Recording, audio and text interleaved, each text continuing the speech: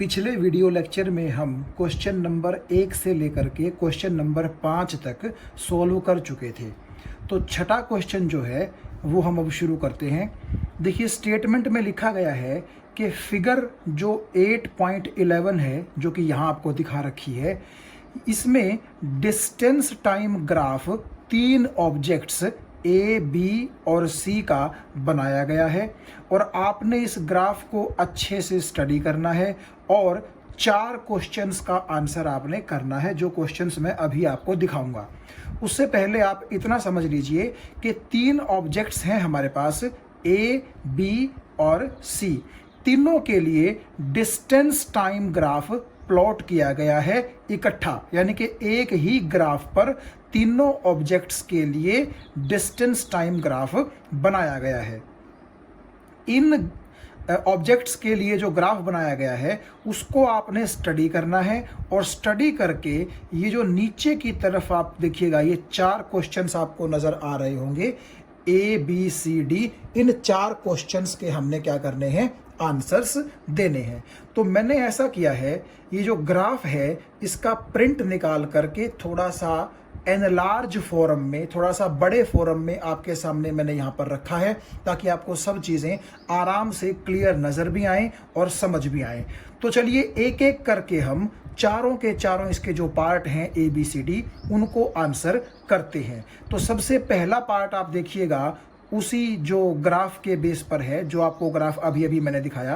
पहला क्वेश्चन है, which of the 3 is travelling fastest, यानी कि ये जो 3 ऑब्जेक्ट्स हैं ए, बी और सी, और तीनों के लिए ये जो डिस्टेंस टाइम ग्राफ बनाया गया है, इस ग्राफ की स्टडी करके आपको ये बताना है कि तीनों में से फास्ट सबसे कौन चल रहा है, यानी कि स्पीड किसकी सबसे ज्यादा है।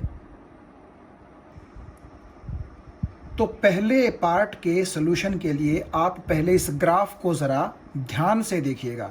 देखिए ग्राफ में क्या किया गया है, एक्स एक्सिस के अलोंग टाइम लिया गया है आवर्स में, यानी कि घंटों में, और वाई एक्सिस के अलोंग आप देख सकते हैं डिस्टेंस लिया गया है किलोमीटर के अंदर। तो डिस्टेंस टाइम ग्राफ ये हो गया। और ये देखिए ए, बी और सी, 3 ऑब्जेक्ट्स के लिए 3 लाइनें आपको नजर आ रही होंगी। तो इसका मतलब ये है कि डिस्टेंस टाइम ग्राफ तीनों ऑब्जेक्ट्स के लिए एक ही ग्राफ पर क्या किया गया है, प्लॉट किया गया है।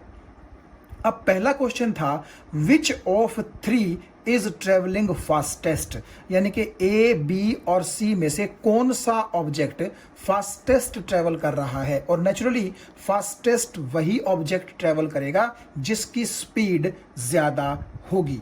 और आप ये चीज़ पहले पढ़ चुके हैं जब हमने थ्योरी के टाइम पर डिस्टेंस टाइम ग्राफ का जिक्र किया था। उसमें मैंने आपको बताया था कि डिस्टेंस टाइम ग्राफ का जो स्लोप होता है वो हमें स्पीड देता है।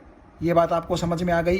तो हम क्या करेंगे, ये जो 3 लाइनें आपको दिखाई दे रही हैं, 3 ऑब्जेक्ट्स के ग्राफ हैं ये, इनसे हम ये देख लेंगे कि किस ग्राफ का जो स्लोप है वो ज़्यादा है, और जिसका स्लोप ज़्यादा होगा वो फास्टेस्ट चलेगा, क्योंकि स्लोप ही हमें किसके बारे में इंफॉर्मेशन देता है, स्पीड के बारे में इंफॉर्मेशन देता है। एक बार मैं फिर से बोल लूं, डिस्टेंस टाइम ग्राफ का अगर आप स्लोप निकाल लें तो वो स्लोप आपको स्पीड देगा, और जिसका स्लोप ज्यादा होगा नेचुरली उसकी स्पीड भी सबसे ज्यादा होगी, और वही ऑब्जेक्ट हमारा फास्टेस्ट चलेगा।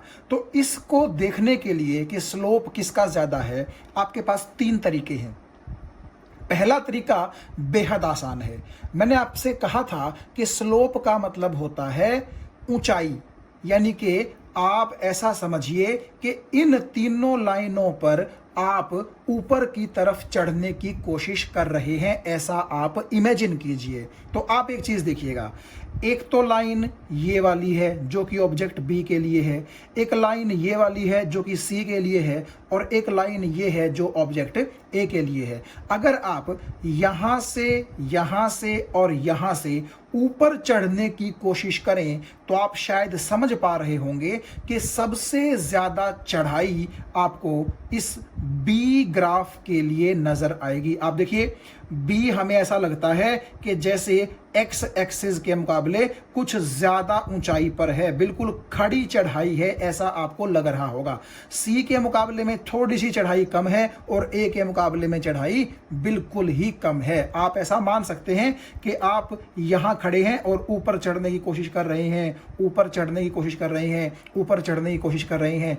तो तीनों केसेस में शायद आप समझ पा रहे हो कि सबसे ज्यादा ऊंची चढ़ाई आपको बी जो ऑब्जेक्ट है उसके ग्राफ के लिए लगेगी। तो आप सिंपली बोल सकते हैं कि because slope of B is greatest so speed of B will also be greatest and hence B is traveling fastest। ये तो है बिल्कुल सिंपल सा आंसर।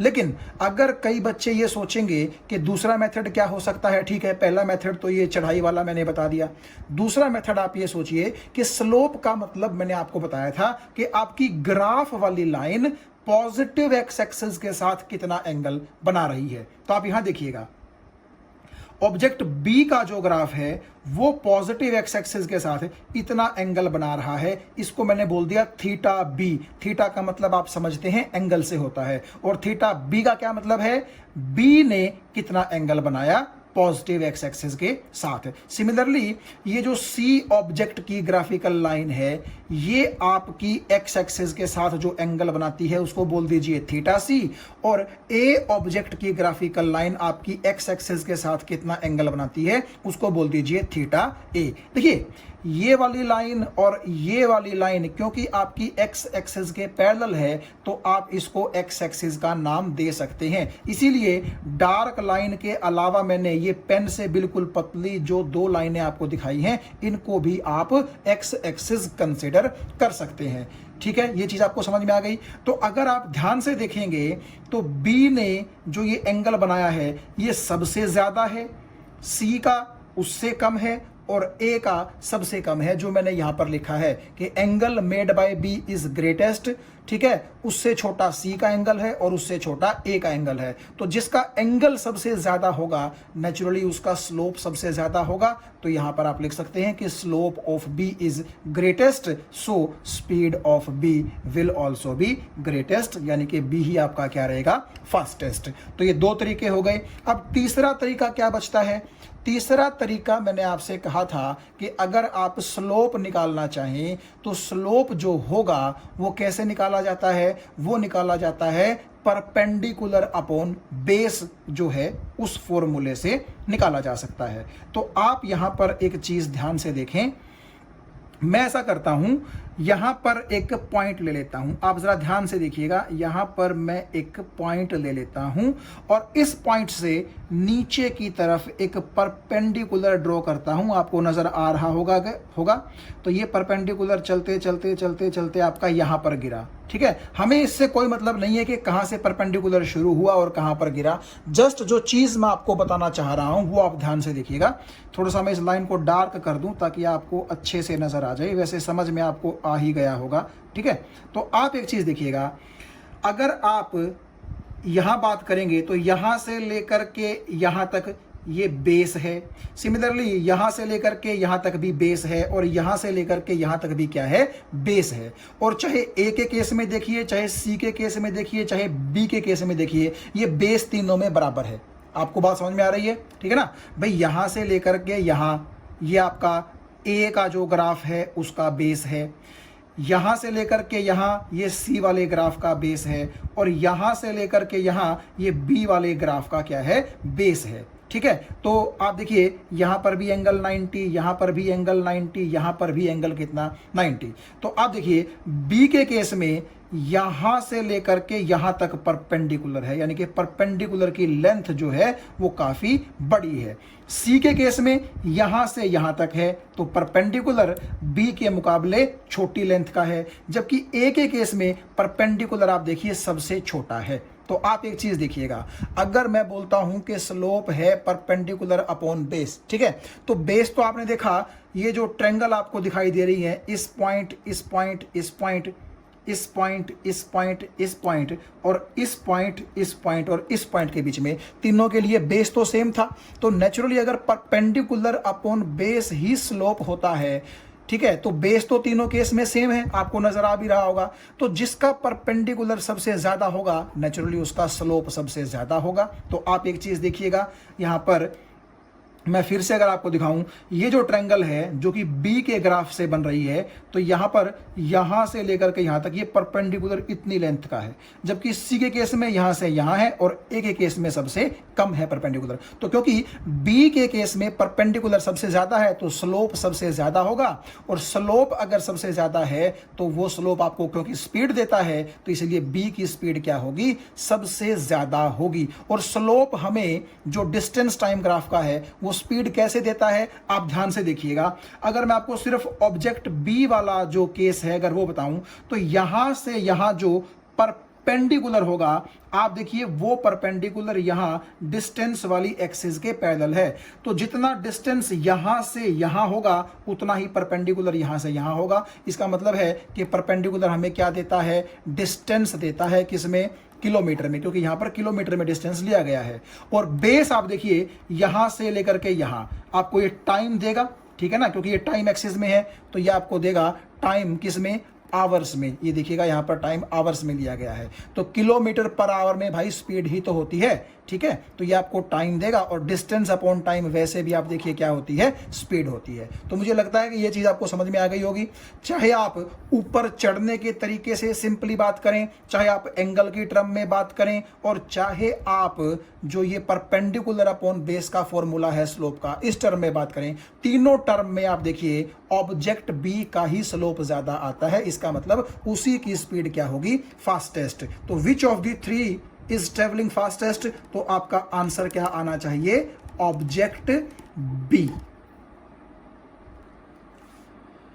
इसी क्वेश्चन नंबर 6 का जो बी पार्ट है उसमें पूछा गया है, are all the three ever at the same point on the road. यानी कि जो ये तीनों ऑब्जेक्ट हैं ए, बी और सी, क्या कभी ऐसा हुआ है कि वो रॉड पर कहां हो, तीनों एक ही जगह पर हो, एक ही पॉइंट पर हो। इसका आंसर आएगा नो, क्योंकि आप एक चीज ध्यान से देखिए, तीनों ऑब्जेक्ट एक ही पॉइंट पर अगर होते तो नेचुरली तीनों के ग्राफ एक ही कॉमन पॉइंट पर कहीं ना कहीं इंटरसेक्ट करने चाहिए थे। लेकिन आप ये देखिए, यहां की बात मैं करता हूं, यहां की बात, तो यहां आप देखिएगा ध्यान से, ये बी वाला ग्राफ है और ये सी वाला ग्राफ है, यानी कि इस पॉइंट पर बी और सी का इंटरसेक्शन हुआ है। यानी कि अगर आप इस पॉइंट के कोरस्पॉन्डिंग नीचे परपेंडिकुलर डाल करके टाइम निकाल सकें, तो उस टाइम पर हम बोल सकते हैं कि बी और सी इसी पॉइंट पर थे, यानी कि दोनों इकट्ठे थे, ठीक है। अच्छा, अब इस पॉइंट की अगर बात करें हम, तो ये आप देख सकते हैं बी और ए का, यानी कि बी और ए का इंटरसेक्शन पॉइंट है। तो अगर मैं इसके कॉरस्पॉन्डिंग टाइम निकाल सकूं तो मैं बोल दूंगा कि इस टाइम पर ए और बी आपस में इकट्ठे थे, एक ही पॉइंट पर थे। और यहां तक आप जहां देख सकते हैं सी और ए का ये इंटरसेक्शन पॉइंट है, यानी कि अगर मैं इसके कॉरस्पॉन्डिंग टाइम निकालना चाहूं तो उस टाइम पर मैं बोलूंगा कि सी और ए आपस में क्या थे, इकट्ठे थे, रॉड पर एक ही पॉइंट पर थे। तो ये तो आप देख सकते हैं साफ साफ कि दो ऑब्जेक्ट तो आपस में कहीं ना कहीं रॉड पर इकट्ठे मिले हैं। यहां पर बी और सी मिले हैं, यहां पर बी और ए मिले हैं, यहां पर सी और ए मिले हैं। लेकिन क्या पूरे ग्राफ में ऐसा कोई पॉइंट है जहां पर तीनों ग्राफ इकट्ठे कट करते हों, कुछ इस तरीके से? तीनों नहीं है, आप देखिएगा। तो नेचुरली हम ये तो कह सकते हैं कि दो ऑब्जेक्ट तो जरूर मिले हैं रोड पर कहीं ना कहीं आपस में, ठीक है। इस पर बी ए मिले हैं, इस पर बी सी मिले हैं, इस पर सी ए मिले हैं। लेकिन ऐसा कोई पॉइंट ग्राफ में नजर नहीं आ रहा हमें जहां पर तीनों ग्राफ जो है वो कट करते हों और जहां पर हम ये कह सकें कि तीनों ऑब्जेक्ट उस पर्टिकुलर टाइम पर एक साथ थे। तो क्योंकि ऐसा कोई पॉइंट नहीं है तो आप आंसर लिखेंगे कि no, there is no point in the graph at which all three were present on the same point on the road. तो आंसर आएगा आपका नो। तो ये आ गया जी क्वेश्चन नंबर 6 का सी पार्ट, जो बहुत आपका दिमाग खाएगा। इसको थोड़ा ध्यान से सोचिएगा, ध्यान से समझिएगा, समझ में आ जाएगा, उसमें कोई दिक्कत नहीं है, बस ग्राफ को एनालाइज ही करना है। तो सबसे पहले हम ये देखते हैं पूछा क्या गया है और क्यों मैं बोल रहा हूं कि ये इतना दिमाग आपका खाएगा। देखिए पूछा ये गया है, how far has C travelled, यानी कि सी ऑब्जेक्ट ने कितना डिस्टेंस ट्रेवल कर लिया है, कब, when B passes A, यानी कि जब ऑब्जेक्ट B ऑब्जेक्ट A को पास करता है। पास करने का मतलब ये है कि आप समझ लीजिए कि किसी न किसी टाइम पर B और A एक ही पॉइंट पर रहे होंगे और फिर क्या होगा, ऑब्जेक्ट B क्योंकि फास्टेस्ट चल रहा है तो नेचुरली वो A को पीछे छोड़ करके आगे निकल जाएगा। तो किसी न किसी पॉइंट पर तो दोनों इकट्ठे थे ना, A और B, ठीक है। उसके बाद आपके ऑब्जेक्ट B ने ऑब्जेक्ट A को पास कर दिया, पास का मतलब उससे आगे निकल गया। तो ये कह रहा है कि जब ऑब्जेक्ट B और ऑब्जेक्ट A एक ही पॉइंट पर थे, यानी कि उस पॉइंट के बाद आपका B आगे निकलेगा, तो जब दोनों B और A एक पॉइंट पर थे तब C कितना डिस्टेंस चल चुका था, ये हमने निकालना है, ठीक है। चलिए अगर समझ में अभी भी ना आया हो तो हम धीरे धीरे इस पर आगे बढ़ते हैं। मैं टाइम लगाऊंगा इस पर क्योंकि ये बड़ा दिमाग आपका खाएगा, तो ध्यान से समझिएगा, समझ में आ जाएगा, वो कोई प्रॉब्लम नहीं है।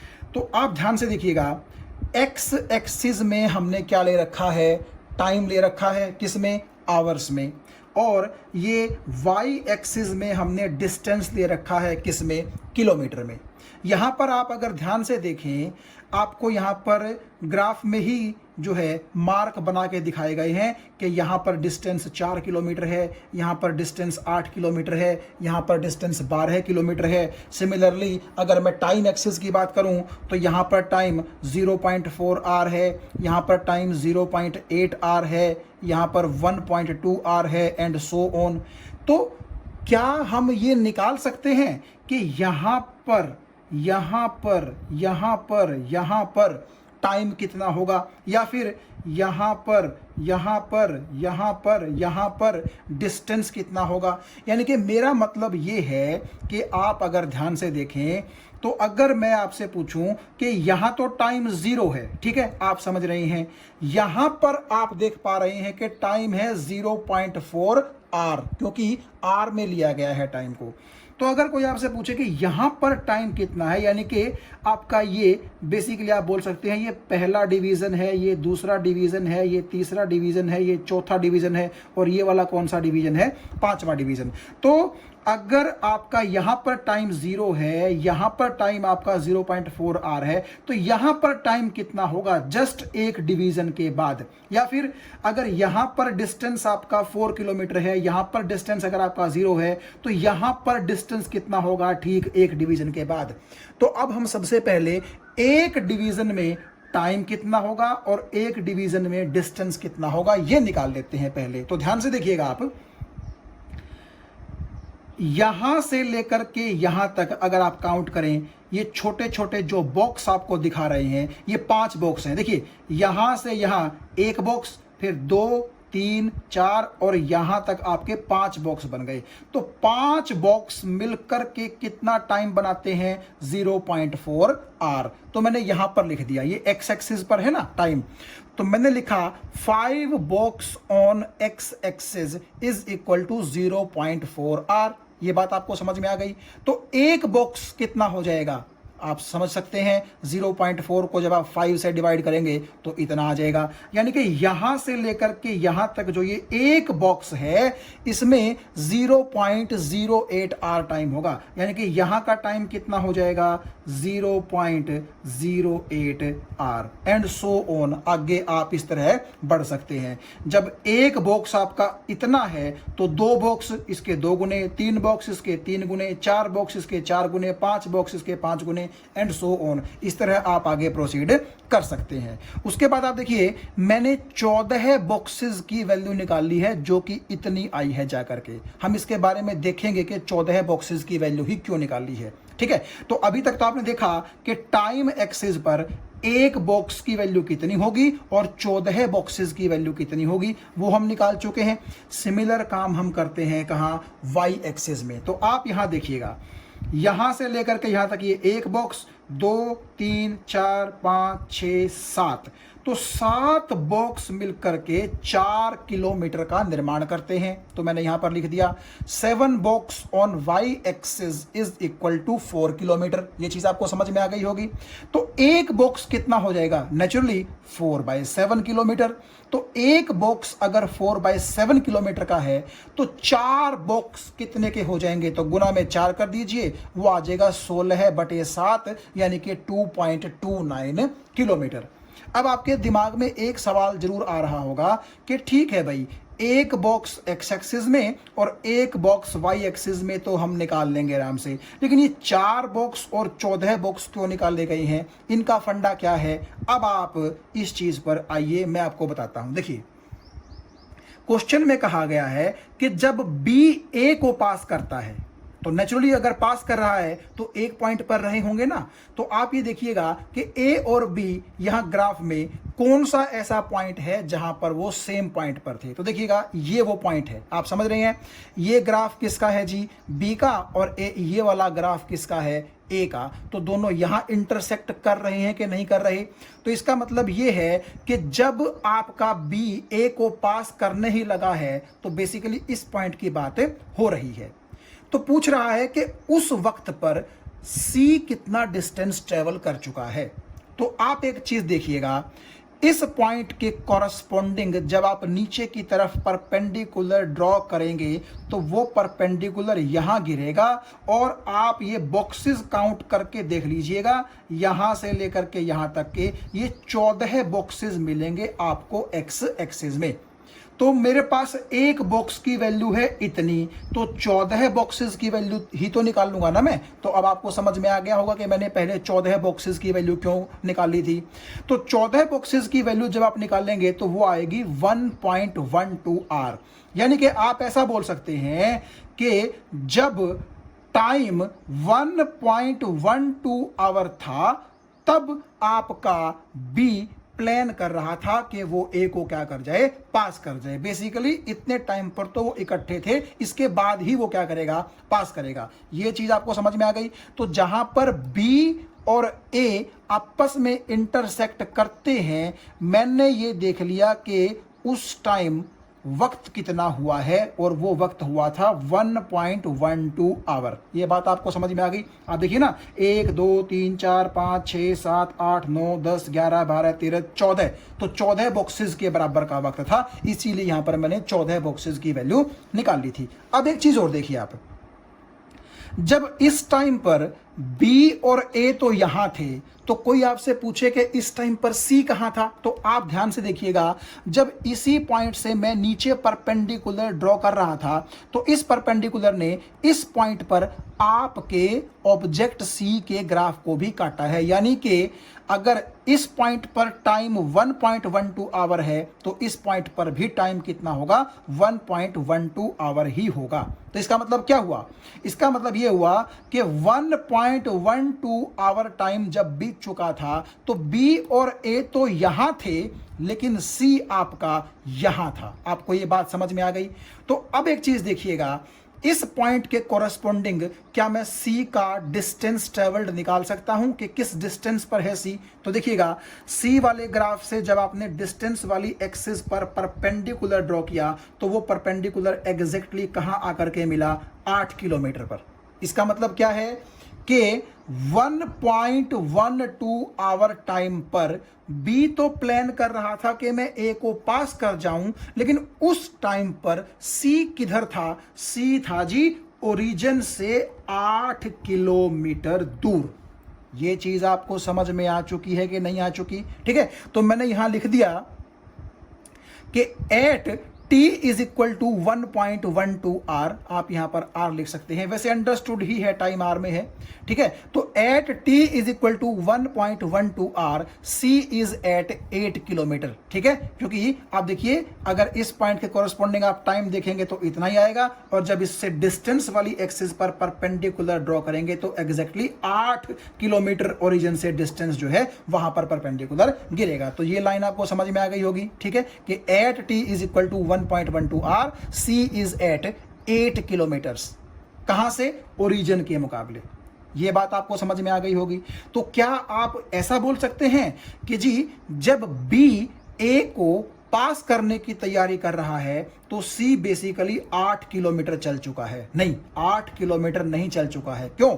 क्योंकि 8 किलोमीटर वो तब चलता भाई अगर आपका ऑब्जेक्ट C ओरिजिन से अपनी शुरुआत करता चलने की। जबकि आप देख सकते हैं ये जो C वाला ग्राफ है, आप ध्यान से देखिएगा, मैं एक बार आपको ये थोड़ा सा रिप्रेजेंट कर दूं इससे, पेन से, ये देखिएगा, ये जो सी वाला ग्राफ है, ये ग्राफ है वो सी वाला, और ये ग्राफ यहां से शुरू हुआ है ना कि ओरिजिन से।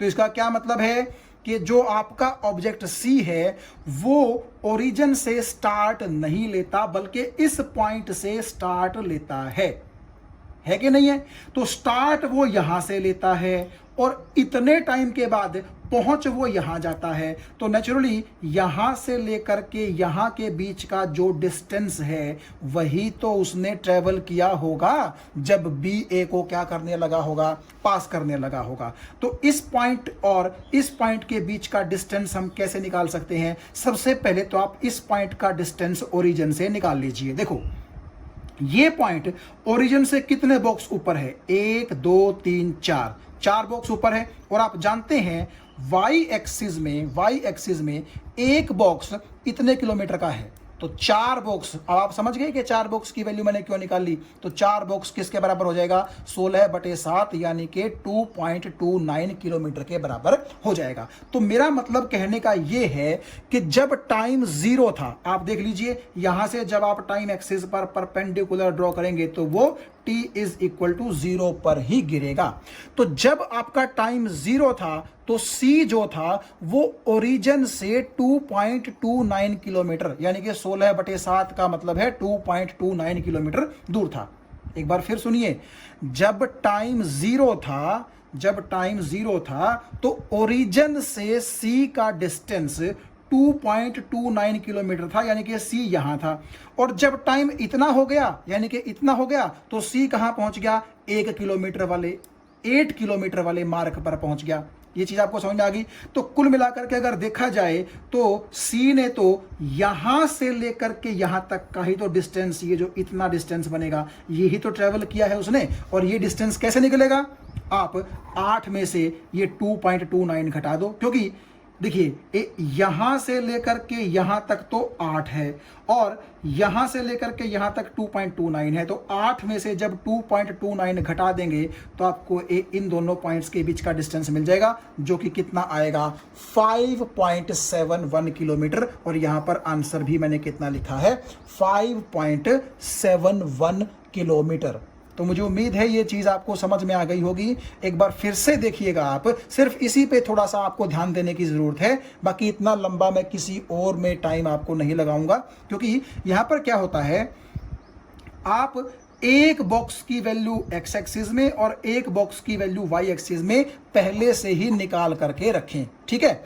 तो जब बी ए को पास कर रहा था, इसका मतलब वो पॉइंट ये था, और इस पॉइंट से जब आपने नीचे परपेंडिकुलर ड्रा किया तो इतने टाइम पर जब बी ए को पास कर रहा था तो सी बेसिकली यहां था, यानी कि इसके बाद सी अपने रास्ते चलेगा और बी ए को क्या कर जाएगा? पास कर जाएगा। तो इसका मतलब यह हुआ कि सी ने जो शुरुआत है वो ओरिजिन से तो नहीं की थी, यहां से की थी। और ये जो है डिस्टेंस कितना है? 2.29 किलोमीटर है। ये मैंने आपको बता दिया कि हमने इस तरीके से इसको निकाल लिया। तो बेसिकली बात ये है कि जब टाइम 0 था तो ओरिजिन से 2.29 किलोमीटर की दूरी पर था सी, और जब टाइम इतना हो गया तो सी ओरिजिन से 8 किलोमीटर की दूरी पर पहुंच गया।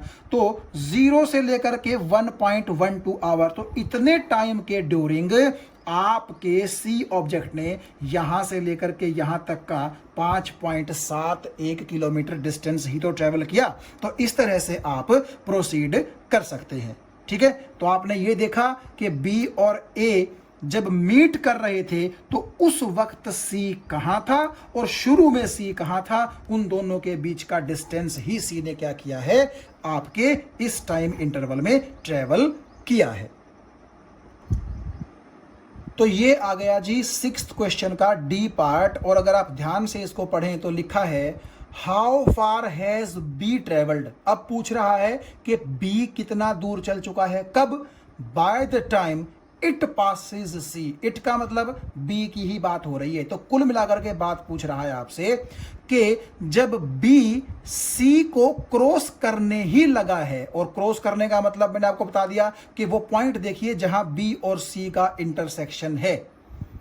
कहां है, ये बी है, ये सी है, तो ये वो पॉइंट है जहां पर बी और सी का इंटरसेक्शन है। यानी कि आप ये कह सकते हैं कि इस पॉइंट पर दोनों एक जगह थे और इस पॉइंट के जस्ट थोड़ा सा आगे चलते ही बी सी को क्या कर जाएगा, क्रॉस कर जाएगा। तो आपने ये बताना है कि जब बी सी को क्रॉस करने ही लगा है तो उस वक्त तक, अब वो वक्त भी निकालेंगे हम, उस वक्त तक बी कितना डिस्टेंस ट्रेवल कर चुका है। तो आप सबसे पहले तो ये देखिएगा कि इस पॉइंट के कॉरस्पॉन्डिंग हमें ये इंफॉर्मेशन मिलती है कि this is the point of intersection for object B and for object C. ये बात आपको समझ में आ गई होगी। ठीक है, तो अगर आप यहां से नीचे परपेंडिकुलर डालेंगे टाइम एक्सिस पर, तो वो चाहें तो आप टाइम निकाल सकते हैं, ना चाहें तो ना निकाल लें। बस अगर वो टाइम आप निकाल लेंगे तो आप इतना कह सकेंगे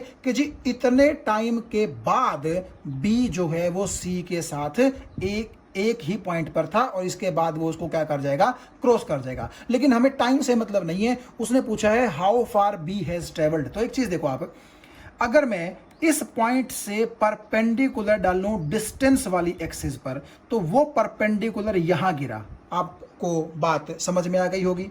और अगर मैं देखूं बी के बारे में, क्योंकि बी का ही तो पूछा गया है कि कितना डिस्टेंस ट्रेवल कर गया, तो क्या बी ओरिजिन से शुरू कर रहा है। आप ये देखिए बी का जो ग्राफ है बिल्कुल ओरिजिन से ही शुरू हो रहा है। मतलब पिछले केस की तरह ऐसा नहीं है कि वो सी की तरह ओरिजिन से ऊपर से शुरू कर रहा हो ना, ये तो ओरिजिन से ही शुरू कर रहा है। तो इसका मतलब क्या हुआ कि जब आपका बी जो है वो सी को पास करने ही लगा है इस पॉइंट पर, तो वो बेसिकली ओरिजिन से यहां तक का ये जो डिस्टेंस है ये क्या कर चुका है, ट्रेवल कर चुका है, क्योंकि ओरिजिन से ही चला है वो। तो यहां पिछली बार की तरह घटाने का पंगा नहीं है, सब्ट्रैक्ट करने का पंगा नहीं है। जैसे हमने पिछली बार 8 में से 2.29 जो था वो सब्ट्रैक्ट किया था, यहां आपके इस पॉइंट पर हम ये देख लेंगे कि डिस्टेंस कितना है और उसमें से 0 ही सब्ट्रैक्ट हमें करना पड़ेगा, या ना करना चाहो तो सीधा, क्योंकि 0 सब्ट्रैक्ट करने का मतलब वही यूं का यूं डिस्टेंस आ जाएगा। तो आप सिंपली बोल दीजिए कि यहां से लेकर के यहां तक का आप डिस्टेंस निकाल लें, वही बी ने ट्रेवल किया है, क्योंकि डिस्टेंस एक्सिस पर यही तो डिस्टेंस है हमारा, किलोमीटर में आएगा आंसर। तो देखो आप एक चीज देखिए, बॉक्स कितने बनते हैं यहां तक, 1 2 3 4 5 6 7 8 9 तो बॉक्स पूरे बनते हैं, और ये एक्चुअली थोड़ा सा ऊपर की तरफ है। तो अब कई बच्चे सोचेंगे ये हाफ बॉक्स है, तो देखिए हमें श्योरिटी नहीं है कि ये हाफ बॉक्स है। हो सकता है हाफ से कम भी हो और हो सकता है हाफ से ज़्यादा भी हो, और ये भी हो सकता है कि एग्जैक्टली हाफ ही हो। तो हम क्या करेंगे, हम इस पॉइंट को सिर्फ यहीं तक मान के और अपना आंसर अप्रोक्सीमेटली बोल देंगे। तो यहां तक आप देखिए कितने बॉक्स हुए, क्योंकि हम पूरे बॉक्स गिनेंगे ना, 1 2 3 4 5 6 7 8 9 बॉक्स हो गए। तो वाई एक्सिस में आप जानते हैं एक बॉक्स 4/7 किलोमीटर के बराबर होता है। तो 9 बॉक्सेस किसके बराबर हो जाएंगे, मल्टीप्लाई 9 कर दो तो 9 चौके 36, तो 36/7 किलोमीटर यानी कि 5.14 किलोमीटर अप्रोक्सीमेटली आपका ऑब्जेक्ट बी ओरिजिन के मुकाबले आगे निकल चुका है जब वो सी को जस्ट पास करने ही लगा है। बस ये आंसर आ गया हमारे पास। अब कई सोचेंगे कि जी ये आंसर तो यहाँ खैर हमें लिख देना चाहिए कि ये आंसर जो है हमारा अप्रोक्सीमेटली है, क्योंकि जो ग्राफ आपको बुक में दिखा रखा है उसके अकॉर्डिंग बिल्कुल सीधा परपेंडिकुलर जो है वो 9th बॉक्स से थोड़ा सा ऊपर ही आता है। तो कहने को आप ऐसा भी बोल सकते हैं कि अगर 9.5 बॉक्स मान लीजिए आपने कहा कि 9.5 बॉक्सेस हैं, तो 9.5 बॉक्सेस के अकॉर्डिंग आंसर ये आ जाएगा। देखिए एक बॉक्स में इतना किलोमीटर, तो 9.5 में कितना हो जाएगा, तो 9.5 से मल्टीप्लाई कर दो, 38/7 किलोमीटर या फिर 5.42 किलोमीटर आ जाएगा। लेकिन क्या है ना, आप देखिएगा हम हाफ जो चीज़ है उसको कंसीडर नहीं करते, या तो आप इसको 9 ही कर लो या आप इसको 10 कर लो, लेकिन क्योंकि 10 पूरा नहीं है, ठीक है, तो इसीलिए हम अप्रोक्सीमेटली 9 बॉक्सेस के अकॉर्डिंग ही आंसर निकाल देते हैं। तो एक बार फिर से देखिएगा, this is the point of intersection of object B and object C, यानी कि अगर आप यहां पर टाइम निकालना चाहें इतने टाइम पर, उसकी जरूरत पड़ेगी नहीं हमें, ठीक है, क्योंकि हमें तो डिस्टेंस से मतलब है। तो इतने टाइम पर बी और सी इकट्ठे थे, या कह लीजिए कि जस्ट इस टाइम के बाद बी सी को क्या कर देगा, पास कर देगा। तो जब दोनों यहां पर थे इतने टाइम पर, तो आप ये देखिएगा कि हमें तो मतलब है कि बी कितना डिस्टेंस ट्रेवल कर चुका है। अब बी ने बेचारे ने ओरिजिन से शुरू किया था चलना, तो शुरू करते करते करते वो यहां तक आ चुका है आपका बेसिकली। तो यहां से यहां तक का डिस्टेंस आपका 9 बॉक्सेस के बराबर हो जाएगा, जो कि 5.14 किलोमीटर अप्रोक्सीमेटली आएगा। तो मुझे उम्मीद है ये भी आपको समझ में आ गया होगा। आप हमेशा ऐसा ही करें, जब कोई किसी को पास करता है तो उनका इंटरसेक्शन पॉइंट देख लें और उसके कोरस्पॉन्डिंग टाइम देख लें अगर ज़रूरत है तो, और उसके कोरस्पॉन्डिंग डिस्टेंस देख लें, और फिर सबसे ज़रूरी चीज़ ये देख लें कि जिस ऑब्जेक्ट के बारे में डिस्टेंस ट्रेवल्ड पूछा गया है वो ओरिजिन से शुरू कर रहा है या फिर ओरिजिन के ऊपर नीचे से शुरू कर रहा है। उस चीज़ का आप थोड़ा सा खास ख्याल रखिएगा। क्वेश्चन नंबर 7 में कह रहा है कि a ball is gently dropped from a height of 20 metre. मान लीजिए ये ज़मीन है, ज़मीन से लेकर के और यहाँ तक 20 मीटर की हाइट है और ये बॉल है। इस बॉल को जेंटली ड्रॉप किया गया है। जेंटली ड्रॉप का मतलब है कि जस्ट आपने अपनी उंगली और अंगूठे के बीच में इस बॉल को पकड़ रखा था और फिर आपने इस बॉल को रिलीज कर दिया। रिलीज किया है आपने, जेंटली छोड़ा है, नीचे की तरफ फोर्स लगा करके धक्का इस बॉल पर आपने नहीं लगाया। ये बात आपको समझ में आ गई। फिर कह रहा है if its velocity increases uniformly at the rate of 10 metre per second square, यानी कि देखिए जब गेंद नीचे आएगी तो नेचुरली इसकी स्पीड बढ़ेगी ही तो सही ना। तो कह रहा है कि 10 मीटर पर सेकंड इन 1 सेकंड इंक्रीज करती है, यानी कि 10 इसकी क्या है, एक्सेलरेशन है।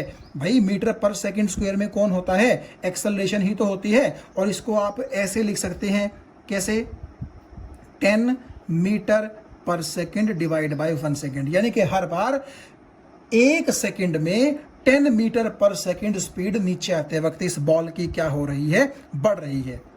With what velocity will it strike the ground. अब जब यहाँ थी, जब आपने इसको पकड़ रखा था तो इसकी इनिशियल स्पीड कितनी थी, 0, और जब आपने इसको छोड़ दिया तो इसकी वेलोसिटी 1 सेकंड में 10 बढ़ी और बढ़ते बढ़ते बढ़ते बढ़ते बढ़ते बढ़ते जब ये ग्राउंड से टकराएगी तो नेचुरली इसकी स्पीड बहुत ज़्यादा हो चुकी होगी।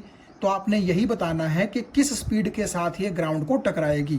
हालांकि एक चीज़ ध्यान रखिए, ग्राउंड से टकराने के तुरंत बाद तो इसकी स्पीड कितनी हो जाने वाली है, 0, लेकिन हमने ये बताना है कि जस्ट टकराएगी किस स्पीड के साथ। तो अब एक चीज़ देखिएगा आप, यहां जब बॉल थी तो उसकी इनिशियल स्पीड कितनी थी, 0, और फाइनल स्पीड मान लीजिए v है जो कि हमने निकालनी है, हमें नहीं पता। लेकिन यहां से यहां बॉल ने डिस्टेंस कितना ट्रेवल किया, 20 मीटर, और बॉल के अंदर एक्सेलरेशन कितनी है, 10। तो देखिएगा ये जो फॉर्मूला है v square minus u square is equal to 2as। तो v का क्या मतलब है, फाइनल वेलोसिटी, जो कि हमने v मान रखी है, तो v स्क्वायर की जगह तो v का स्क्वायर ही आएगा। लेकिन u क्योंकि 0 है, आप समझ गए, क्योंकि मैंने उसको इनिशियली हाथ में पकड़ रखा था तो वो चल नहीं रही थी, तो उसकी इनिशियल स्पीड 0 थी। तो 0 का स्क्वायर भी कितना होता है, 0। तो ये वाला फैक्टर तो आप देखिए v स्क्वायर के बराबर हो गया, 2 की जगह 2, एक्सेलरेशन की जगह 10 और s की जगह यहाँ से यहाँ का डिस्प्लेसमेंट यानी कि डिस्टेंस जो भी आप कहना चाहें कितना, 20, तो वो आप रख दीजिए। तो v स्क्वायर 400 आ गया, तो v आ गया √400 यानी कि 20 मीटर पर सेकंड। यानी कि जब वो चलते चलते चलते बॉल इस धरती से जस्ट टकराने ही वाली होगी तो वो 20 मीटर पर सेकंड की स्पीड से धरती के साथ टकराएगी। फिर बोल रहा है after what time will it strike the ground, यानी कि यहां से लेकर के यहां तक आने में गेंद को, इस बॉल को वक्त कितना लगेगा। अब हमने टाइम निकालना है तो हमारे पास ये इक्वेशन जो होती है v = u + at, ठीक है ना। इसमें हम अगर देखें v का मतलब फाइनल वेलोसिटी जो हम निकाल चुके हैं, u का मतलब इनिशियल वेलोसिटी 0 हमारे पास थी, a का मतलब एक्सेलरेशन हमारे पास थी, तो सब चीज़ें हैं, सिर्फ t ही तो बचा है। तो जब आप सब चीज़ों की वैल्यू पुट करेंगे तो t कितना आ जाएगा 2 सेकेंड। तो ये है जी आपके सामने क्वेश्चन नंबर 8 एक्सरसाइज का। ये कह रहा है कि speed time graph for a car is shown in the given diagram. ये स्पीड टाइम ग्राफ आपको दिया गया है एक कार का, ठीक है। एनालाइज करेंगे इसको। 2 क्वेश्चन पूछे गए हैं। Find how far does the car travel in the first 4 seconds. पहले 4 सेकंड में जो गाड़ी है वो कितना डिस्टेंस ट्रेवल करती है।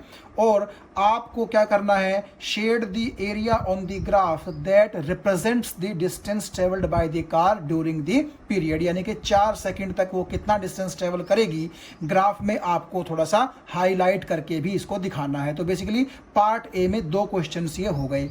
और पार्ट बी का क्या है, बोल रहा है which part of the graph represents uniform motion of the car. तो क्या इस ग्राफ में कोई ऐसा पार्ट है जो उस कार की यूनिफॉर्म मोशन को शो करता हो, वो आपने बताना है। तो चलिए इन दोनों पार्ट्स को हम बारी बारी सॉल्व करते हैं।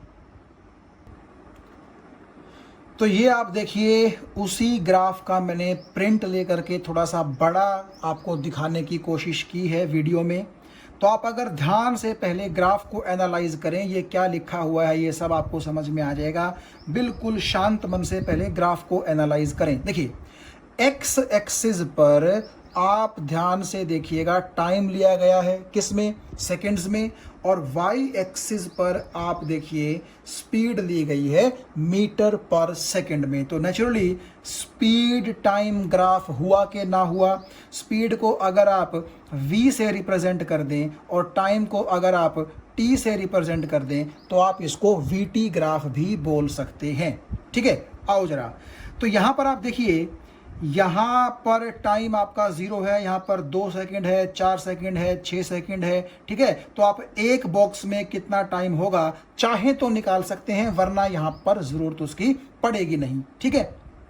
सिमिलरली अगर आप ऊपर देखें वाई एक्सिस में तो यहां से लेकर के यहां, यानी कि 1 2 3 बॉक्सेस जो है आपको 2 मीटर पर सेकंड की स्पीड देते हैं। 3 बॉक्सेस, तो यहां मैंने लिखा है, ठीक है, कि 3 बॉक्स वाई एक्सिस में 3 बॉक्स बराबर है 2 मीटर पर सेकंड। तो एक बॉक्स आपका इतना हो जाएगा और 10 बॉक्स आपके इतने हो जाएंगे। ये चीज अभी आपको समझ में आ जाएगी कि 10 बॉक्सेस की वैल्यू 6.6 मीटर पर सेकंड हमने क्यों निकाली है।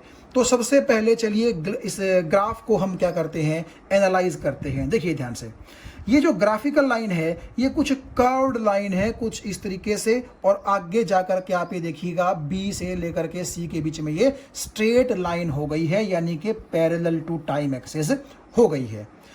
अब ऐसा जो ये ग्राफ है, तो इस ग्राफ पे आप ध्यान से देखिएगा।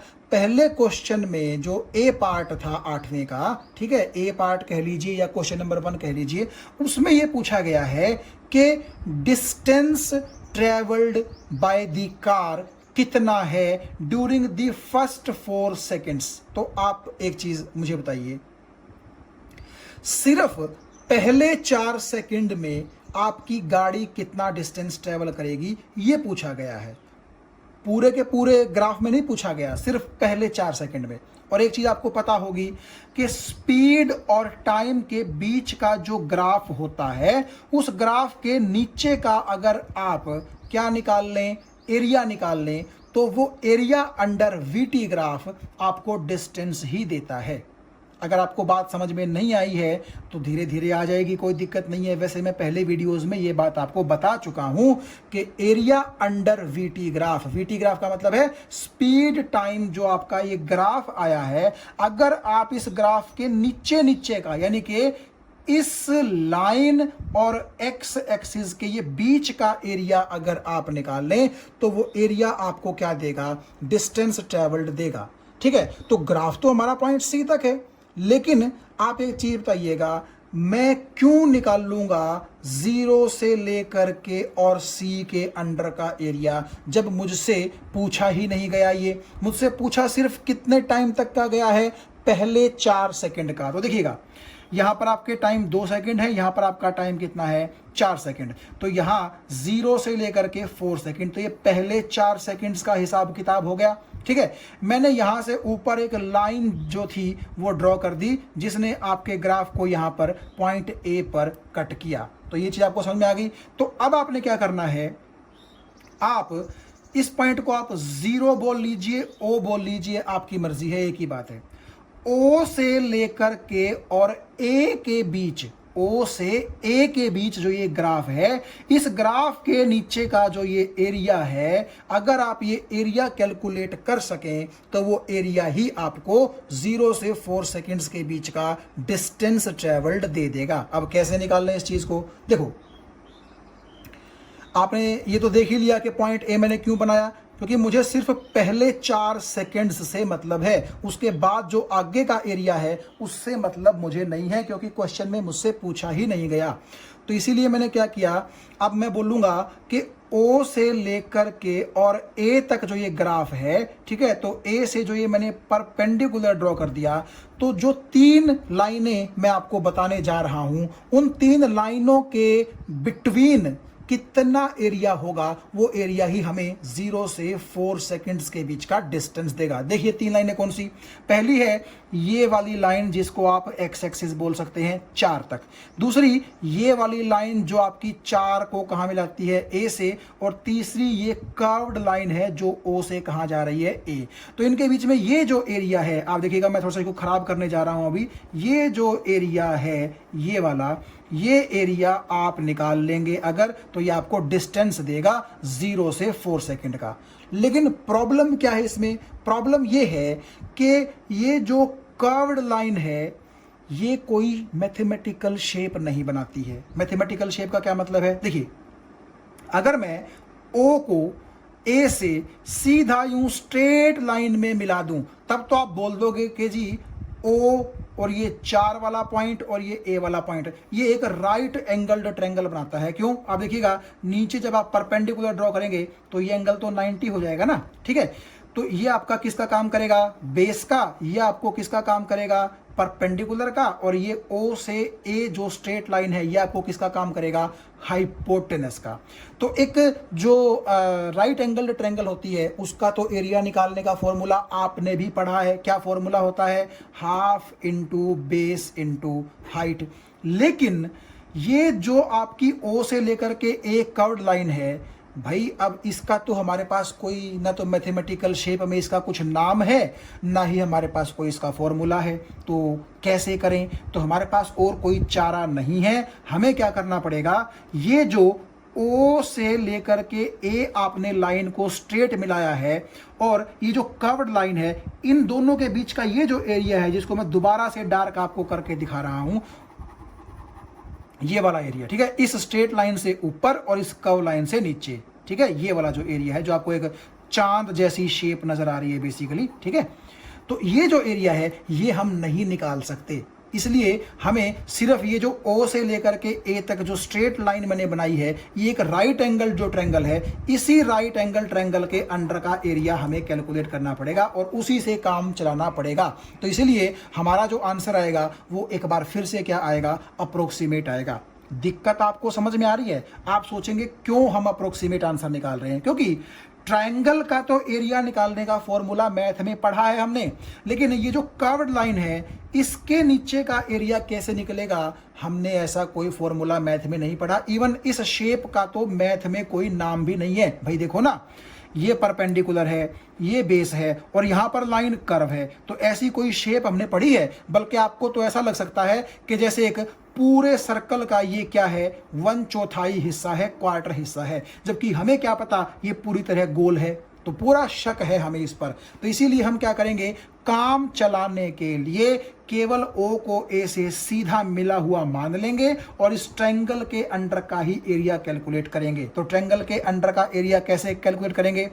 Half into base into height. तो हाफ की जगह हाफ आ गया, बेस देखिए कितना होगा, बेस का मतलब है 0 से लेकर के 4, तो यहाँ आपका 4 सेकंड ही तो आ गया, क्योंकि ये जो बेस है ये टाइम एक्सिस में है और आपको 4 सेकंड देगा। तो मैंने बेस की जगह क्या लिख दिया, 4 सेकंड। और आपको परपेंडिकुलर क्या देगा, यहां से लेकर के यहां जो परपेंडिकुलर है, देखिए आप जब A से यहां परपेंडिकुलर ड्रॉ करेंगे तो 0 से 6 और ये 4 से A, तो जितनी लेंथ ये है उतनी ही लेंथ ये है। तो क्यों ना हम यहां से यहां की लेंथ को 6 बोल दें, और ये 6 क्योंकि स्पीड वाली एक्सिस में है तो इसको बोल देंगे 6 मीटर पर सेकंड। ठीक है, तो बेस आपका 4 सेकंड और हाइट या आप परपेंडिकुलर कह लीजिए वो आपका 6 मीटर पर सेकंड। देखिए सेकंड की पावर 1 है और सेकंड की -1 है, तो ये तो आपस में कैंसिल हो गए कि ना हो गए, और 2 से ये 4 चल बसा, तो 6 दूनी 12 मीटर। और मीटर में आप देखिए भाई कौन होता है, डिस्टेंस। तो इसीलिए आपको बोल रहा था कि अगर आप वीटी ग्राफ के अंडर, ठीक है, सिर्फ ग्राफ वाली लाइन के अंडर एरिया अगर निकाल लेंगे तो वो एरिया आपको मीटर में कोई चीज देगा और वो चीज क्या होगी, आपकी डिस्टेंस होगी। तो आपका डिस्टेंस कितना आ गया, 12 मीटर। तो अप्रोक्सीमेटली लिख दिया ना मैंने, ठीक है ना। तो ये ड्यूरिंग 4 फर्स्ट सेकेंड्स का ही है सिर्फ। लेकिन अगर आप एग्जैक्टली देखना चाहें तो सिर्फ ये वाला जो ट्रायंगल का एरिया है ये 12 आया है, तो ये वाला एरिया तो इसमें जुड़ेगा ना। तो नेचुरली जो आपका distance travelled by the car है वो 12 मीटर से डेफिनेटली ज्यादा आएगा, इसमें कोई शक नहीं है। लेकिन क्योंकि हमारे पास कोई तरीका नहीं है तो हमें 12 मीटर से ही क्या करना पड़ेगा, काम चलाना पड़ेगा।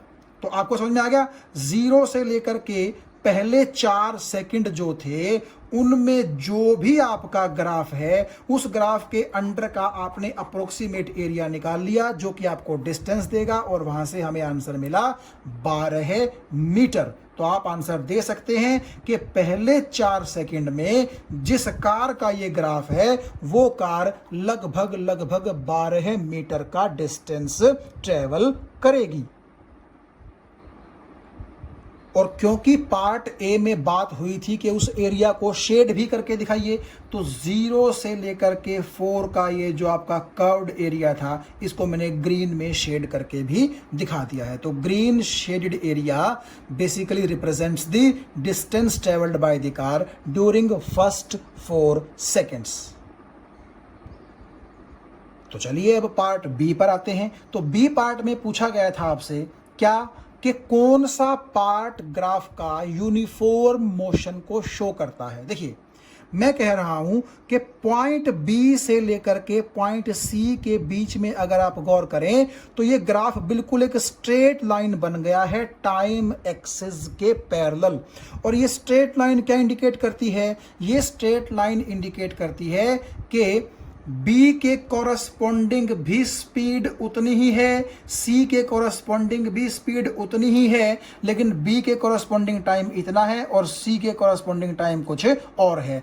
यानी कि B से C का मतलब है कि टाइम तो चेंज होता जा रहा है, लेकिन B से C आप देखिएगा B से भी परपेंडिकुलर और C से भी परपेंडिकुलर यहां गिरता है, तो स्पीड तो 6.6 मीटर पर सेकंड ही है। यानी कि जब पॉइंट बी के कोरस्पॉन्डिंग टाइम 6 सेकंड था और पॉइंट सी के कोरस्पॉन्डिंग टाइम थोड़ा 10 सेकंड के आसपास ही था, तो टाइम तो बढ़ा बी से सी, लेकिन बी पर भी स्पीड 6.6 थी, सी पर भी स्पीड 6.6 थी। तो इसका मतलब है इस ड्यूरिंग आपके ऑब्जेक्ट की जो मोशन है वो यूनिफॉर्म रही है। तो इसलिए सेकंड पार्ट का आंसर मैंने क्या लिखा, B to C portion represents uniform motion of the car. अब देखिए आपको मैंने बताया था कि ये 6.6 जो है ये वाला, ये कहां काम आएगा, ये बेसिकली यहीं पर काम आएगा। क्योंकि देखो जब आप B और C के कोरस्पॉन्डिंग स्पीड देखना चाहते हैं तो परपेंडिकुलर यहां गिरता है, यानी कि 1 2 3 4 5 6 7 8 9 10 बॉक्स के बराबर स्पीड रहेगी B से C के बीच में। तो नेचुरली 10 बॉक्स में आपकी इतनी ही तो स्पीड होगी 6.6 मीटर पर सेकेंड। तो आप क्या कह सकते हैं कि B पर भी स्पीड कितनी थी 6.6 मीटर पर सेकेंड और C पर भी कितनी है 6.6 मीटर पर सेकेंड। इसका क्या मतलब है, इसका मतलब है 1 सेकेंड में 6.6 मीटर डिस्टेंस ट्रेवल करेगा। तो आप ही देखिएगा पूरे के पूरे B से C के बीच में हर बार 1 सेकंड में 6.6 मीटर डिस्टेंस ही ट्रेवल हो रहा है। अगले 1 सेकंड में भी उतना ही, अगले 1 सेकंड में भी उतना ही। तो जब बराबर टाइम में बराबर डिस्टेंस ट्रेवल हो रहे हैं तो हम मोशन को कैसी बोलते हैं भाई, यूनिफॉर्म मोशन बोलते हैं विद कांस्टेंट स्पीड 6.6 मीटर पर सेकंड। सो B से C का जो हमारा पोर्शन है ग्राफ का, या कह लीजिए कि जहां से ग्राफ आपकी टाइम एक्सिस के पैरेलल होना शुरू हुआ है, वो पोर्शन यूनिफॉर्म मोशन को रिप्रेजेंट करता है। तो ये है जी आपका 9th क्वेश्चन, और मैं पहले ही बता दूं 10th क्वेश्चन मैं आपको करवा चुका हूं लेक्चर नंबर 9 में। आप वो जाकर के वहां देख सकते हैं जब हमने यूनिफॉर्म सर्कुलर मोशन किया था तब। तो ये मैं आज नहीं करवाऊंगा, ये मैं पहले करवा चुका हूं। तो अब लास्ट क्वेश्चन हमारी एक्सरसाइज का है क्वेश्चन नंबर 9th, जिसमें आपको ये 3 स्टेटमेंट दी गई हैं और इन स्टेटमेंट्स को पढ़ करके आपको ये बताना है कि क्या ऐसी स्टेटमेंट सच है, और सच है तो फिर उसका एक आपको क्या देना है, एग्जाम्पल भी देना है।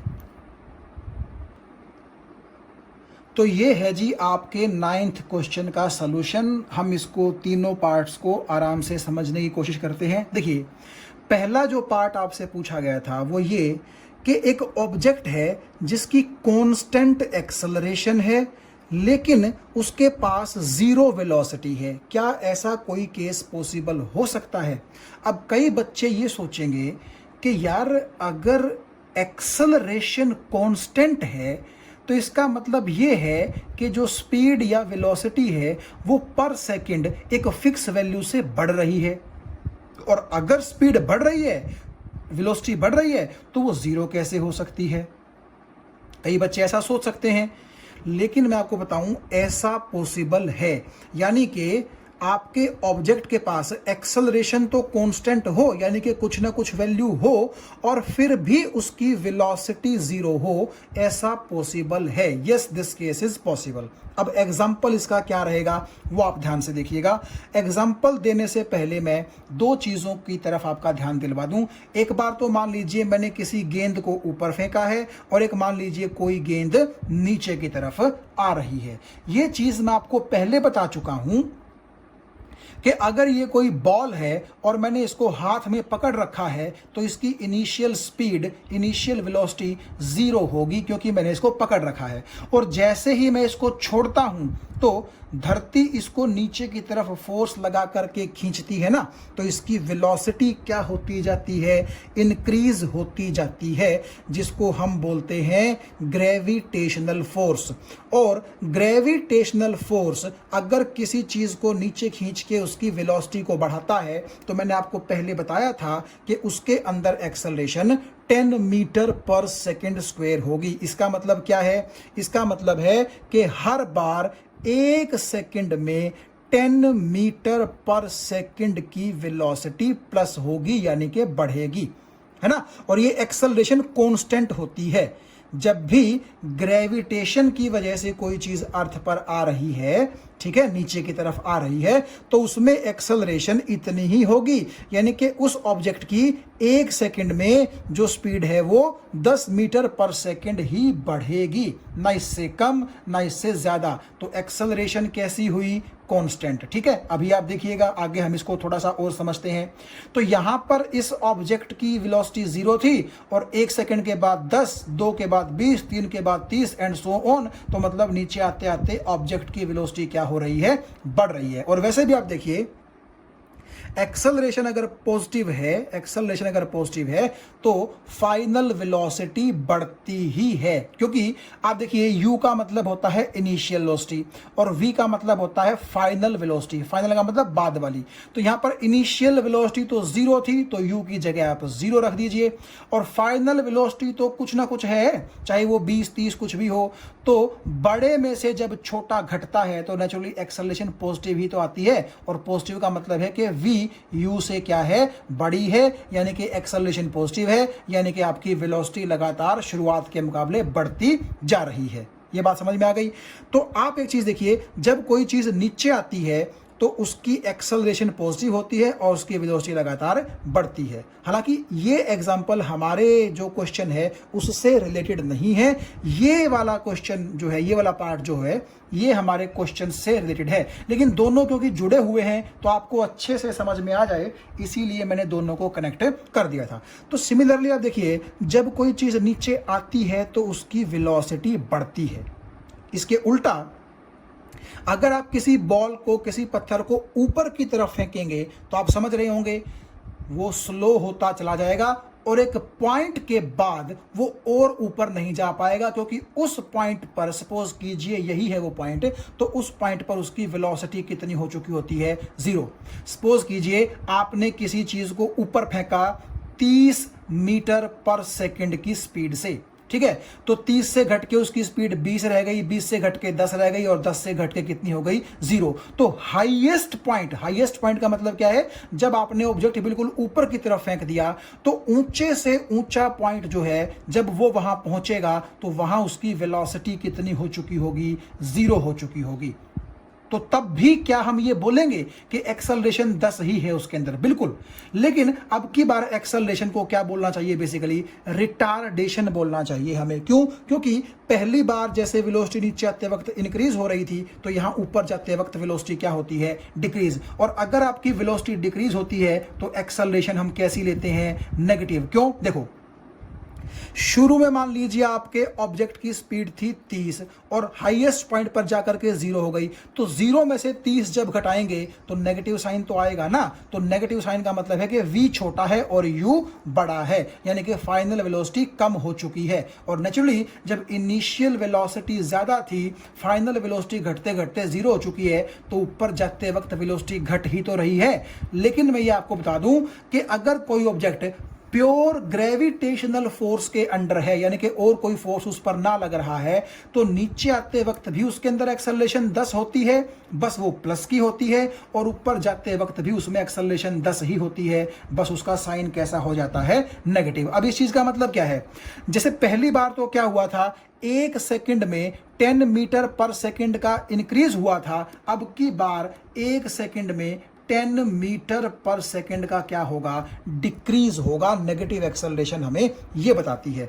तो देखिए, जब यहां से आपने ऑब्जेक्ट को फेंका, मान लीजिए उसकी स्पीड थी 30 मीटर पर सेकंड, 1 सेकंड के बाद कितनी रह जाएगी, 10 घट करके 20 मीटर पर सेकंड, फिर 1 सेकंड के बाद 10 मीटर पर सेकंड, और फिर 1 सेकंड के बाद कितनी हो जाएगी, 0। यानी कि 3 सेकंड जब बॉडी को चले हुए हो जाएंगे तो वो हाईएस्ट पॉइंट पर पहुंच जाएगी और उसकी वेलोसिटी वहां पर कितनी हो जाएगी, 0 हो जाएगी। लेकिन एक चीज आपने गौर की कि चाहे ऑब्जेक्ट नीचे आ रहा हो, चाहे ऑब्जेक्ट ऊपर जा रहा हो, एक्सेलरेशन उसमें कांस्टेंट होती है, चाहे वो +10 हो या फिर -10 हो। ये बात आपको समझ में आ गई भाई। प्लस माइनस तो किसको रिप्रेजेंट करते हैं, वेलोसिटी इंक्रीज हो रही है या फिर वेलोसिटी डिक्रीज हो रही है, इसको रिप्रेजेंट करते हैं। तो वैल्यू तो एक्सेलरेशन की 10 ही है। तो क्या आप ऐसा नहीं कह सकते कि एक बॉल को जब हम वर्टिकली थ्रो करते हैं अपवर्ड, वर्टिकली का मतलब बिल्कुल सीधा ऊपर की तरफ थ्रो करते हैं, तो एट हाईएस्ट पॉइंट उस पर वेलोसिटी उसके पास कितनी होगी, 0। क्यों? क्योंकि यहां पर वो रेस्ट में आ चुका होगा, यानी कि इससे ऊपर नहीं जाएगा। रेस्ट का मतलब ये नहीं है कि यहां पर वो अटक जाएगा, नहीं, फिर वो नीचे उसको फोर्स खींच लेगा, वो नीचे की तरफ एक्सेलरेट होना शुरू हो जाएगा, नीचे की तरफ उसकी वेलोसिटी बढ़ना शुरू कर देगी। लेकिन हाईएस्ट पॉइंट पर आप समझ गए होंगे कि मोमेंटरली, बिल्कुल कुछ पल के लिए उसके पास वेलोसिटी कितनी होती है, 0 होती है। और इस पॉइंट पर आप समझ गए होंगे एक्सेलरेशन कितनी होती है, कांस्टेंट होती है, और वो 10 के बराबर है। तो इसका मतलब है कि अगर कोई ऑब्जेक्ट कांस्टेंट एक्सेलरेशन के साथ चल रहा है और जीरो वेलोसिटी भी उसके पास है, तो वो कहां हो सकता है? जब किसी बॉल को वर्टिकली अपवर्ड्स फेंका जाए तो हाईएस्ट पॉइंट पर उसकी वेलोसिटी जीरो होगी, लेकिन उसके अंदर एक्सेलरेशन तब भी कितनी होगी? 10 मीटर पर सेकेंड स्क्वायर, यानी कि कांस्टेंट होगी। तो चलिए अब बात करते हैं पार्ट बी की। पार्ट बी में कह रहा है कि ऑब्जेक्ट मूविंग विद एक्सेलरेशन, यानी कि ऑब्जेक्ट के पास एक्सेलरेशन तो है बट यूनिफॉर्म स्पीड, स्पीड जो है वो एक जैसी है। अब आप एक चीज देखिए, मैंने आपको 9th वीडियो लेक्चर में यूनिफॉर्म सर्कुलर मोशन पढ़ाई थी, आपको याद होगा। और मैंने कहा था कि अगर आपका ऑब्जेक्ट यूनिफॉर्म सर्कुलर मोशन कर रहा है तो उसकी स्पीड यूनिफॉर्म होगी, क्योंकि हर बार सरकमफेरेंस के बराबर का डिस्टेंस चलने में वो बराबर वक्त लेगा। तो स्पीड तो उसकी यूनिफॉर्म है, क्योंकि स्पीड डायरेक्शन पर डिपेंड नहीं करती, ठीक है। लेकिन क्योंकि उसकी डायरेक्शन यहां पर कुछ है, यहां पर कुछ है, यहां पर कुछ है, यहां पर कुछ है, यहां पर कुछ है, तो डायरेक्शन बार बार चेंज हो रही है। इसका मतलब कौन चेंज हो रही है? वेलोसिटी बार बार चेंज हो रही है। और अगर वेलोसिटी चेंज हो रही है तो आप समझ गए होंगे वहां पर एक्सेलरेशन तो होगी ही। क्यों? क्योंकि एक्सेलरेशन का मतलब चेंज इन स्पीड नहीं होता, बल्कि चेंज इन वेलोसिटी होता है। तो इसका मतलब है कि अगर एक्सेलरेशन भी आपको चाहिए और यूनिफॉर्म स्पीड भी आपको चाहिए, तो वो कहां पॉसिबल है? This case is possible in uniform circular motion, जहां पर स्पीड तो यूनिफॉर्म रहेगी, बिल्कुल एक जैसी रहेगी, ठीक है। मगर एक्सेलरेशन क्यों होगी? क्योंकि भले ही स्पीड कांस्टेंट है, वेलोसिटी चेंज हो रही है, और change in velocity per unit time ही कौन होती है? एक्सेलरेशन होती है। इसीलिए यूनिफॉर्म स्पीड होने के बावजूद चेंजिंग वेलोसिटी की वजह से ऑब्जेक्ट के पास यूनिफॉर्म सर्कुलर मोशन में क्या होगी? एक्सेलरेशन होगी। तो चलिए सी पार्ट की बात करते हैं, लास्ट पार्ट है क्वेश्चन 9 का। ये कह रहा है कि object moving in certain direction, कि ऑब्जेक्ट जो है वो किसी डायरेक्शन में मूव कर रहा है with acceleration in perpendicular direction, यानी कि जिस डायरेक्शन में ऑब्जेक्ट मूव कर रहा है एक्सेलरेशन उससे परपेंडिकुलर डायरेक्शन में हो। यानी कि अगर आपके डायरेक्शन ऑफ मोशन इस तरफ है तो एक्सेलरेशन इस तरफ हो, यानी कि 90 डिग्री पर हो दोनों। तो क्या ऐसा पॉसिबल है? हालांकि ये केस आपको अजीब लग सकता है, क्योंकि 11th में जब आप आएंगे तो आपको थोड़ा अच्छे से ये समझ में आएगा, लेकिन फिर भी मैं कोशिश करूंगा कि इसको मैं आपको क्लियर करवा सकूं। ऐसा केस पॉसिबल है, yes this case is possible in circular motion, ठीक है। सर्कुलर मोशन में ऐसा पॉसिबल है। कैसे? देखिए, मान लीजिए एक कार जो है वो सर्कुलर ट्रैक पर दौड़ रही है, ये वो सर्कुलर ट्रैक है और ये वो कार है, ठीक है। और ये कार एंटी क्लॉकवाइज दौड़ रही है कुछ इस तरीके से, ठीक है। किसी भी तरीके से दौड़ करवा दो आपको तो कोई दिक्कत नहीं है। तो अब देखिएगा, मेरा मतलब कहने का यह है कि अगर आपकी कार कुछ इस तरीके से एंटी क्लॉकवाइज इस सर्कुलर ट्रैक पर दौड़ रही है, तो मान लीजिए इस पॉइंट पर आने के बाद आप हैंडल को टर्न करना भूल गए, सपोज कीजिए समझने के लिए। तो आप खुद देखिए, अगर आप हैंडल को टर्न नहीं करेंगे तो क्या आप सर्कुलर ट्रैक पर रहेंगे? नहीं, आप इस पॉइंट पर बिल्कुल टेंजेंट के सहारे सहारे कहां निकल जाएंगे? आगे। तो इसीलिए मैंने लिखा है car will move along this line if not turned, अगर उसको मोड़ा नहीं गया तो कार इसी रास्ते पर क्या हो जाएगी?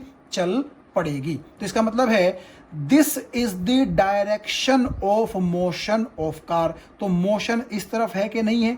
ठीक है, ये तब की बात है अगर आपकी गाड़ी को हम टर्न ना करें। और वैसे भी आप देखिएगा, मैंने पहले भी आपको बताया था कि सर्कुलर पाथ पर अगर कोई बॉडी घूम रही है तो किसी पर्टिकुलर पॉइंट पर उस ऑब्जेक्ट की वेलोसिटी उस पॉइंट के टेंजेंशियली होती है। ये आपको बात पता है, मैं पहले बता चुका हूं। तो क्योंकि वो एंटी क्लॉकवाइज घूम रही थी तो इस पॉइंट पर एंटी क्लॉकवाइज ऊपर की तरफ जो टेंजेंट आएगा उसी तरफ गाड़ी मूव कर जाएगी, यानी कि उसी तरफ गाड़ी की वेलोसिटी की डायरेक्शन होगी। जबकि एक्सेलरेशन इसमें सेंटर की तरफ होती है, तो डायरेक्शन ऑफ मोशन इधर और एक्सेलरेशन सेंटर की तरफ, दोनों देखिए परपेंडिकुलर हो गए ना आपस में। इसीलिए ऐसा केस कब पॉसिबल है? जब ऑब्जेक्ट या कार आपकी सर्कुलर मोशन में चल रही हो। थोड़ा सा इसको मैं और एक्सप्लेन करता हूं। देखो, अब कई बच्चे सोचेंगे कि यार ये तो चलो समझ में आ गया कि अगर गाड़ी को ना मोड़ा जाए तो उसकी वेलोसिटी इस तरफ होगी, उसकी मोशन की डायरेक्शन इस तरफ होगी, एक्सेलरेशन सेंटर की तरफ कैसे होगी, ये समझ में नहीं आई। देखिए, आप थोड़ा सा इसको इस तरह सोचिए कि अगर आपकी कार जो है सीधी लाइन में जा रही है और आप चाहते हैं कि कार को सर्कुलर ट्रैक के ऊपर रखा जाए, तो नेचुरली आपको हैंडल इस तरफ मोड़ना पड़ेगा। यानी कि आपको अगर सीधे रास्ते से गाड़ी सर्कुलर ट्रैक पर लानी है तो नेचुरली इस तरफ आपको फोर्स लगाना पड़ेगा, हैंडल पर यूं घुमाना पड़ेगा, यानी कि इस तरफ। क्योंकि गाड़ी जो है अगर आपकी सीधी जा रही है तो यूं नीचे की तरफ अगर आप फोर्स लगाएंगे, सेंटर की तरफ, आप देख सकते हैं यूं सेंटर की तरफ, ऐसे यूं सेंटर की तरफ फोर्स लगाएंगे, तभी आपकी गाड़ी स्ट्रेट लाइन को छोड़ करके यूं मुड़ जाएगी इस सर्कुलर ट्रैक के ऊपर। और क्योंकि फोर्स आप देखिएगा इस डायरेक्शन से यूं थोड़ा सा सेंटर की तरफ लगा है, तो एक्सेलरेशन भी कहां लगेगी, सेंटर की तरफ होगी। क्यों? क्योंकि दोनों वेक्टर होते हैं। ये जो फॉर्मूला है ना F is equal to m में, ये हम अगले चैप्टर में पढ़ेंगे, न्यूटन का सेकंड लॉ है ये, अभी जस्ट आप इसको देख लें। F is equal to m में फोर्स भी वेक्टर है, एक्सेलरेशन भी वेक्टर है, मास जो है वो स्केलर है। इसका मतलब इसकी भी डायरेक्शन होती है और इसकी भी डायरेक्शन होती है, और दोनों की डायरेक्शन सेम होती है। मतलब जिस तरफ फोर्स की डायरेक्शन होगी उसी तरफ किसकी डायरेक्शन होगी, एक्सेलरेशन की। तो क्योंकि यहां आपके फोर्स की डायरेक्शन थोड़ा सा यूं सेंटर की तरफ है, आप समझ रहे होंगे कि अगर मैं इसको स्ट्रेट लाइन से और टर्न करके सर्कुलर पाथ पर मोड़ूं तो यूं मुझे इस तरफ सेंटर की तरफ फोर्स लगाना पड़ेगा। और क्योंकि आपका फोर्स सेंटर की तरफ है तो आप बोल दीजिए कि एक्सेलरेशन भी कहां होगी, सेंटर की तरफ। तो एक्सेलरेशन सेंटर की तरफ, कार की मोशन यहां पर, दोनों कहां है, परपेंडिकुलर। इसका मतलब है सर्कुलर मोशन में अगर कोई कार दौड़ रही हो तो ऐसा पॉसिबल है कि गाड़ी की जो डायरेक्शन है वो कहीं और हो और एक्सेलरेशन उसके कहां हो, परपेंडिकुलर डायरेक्शन में।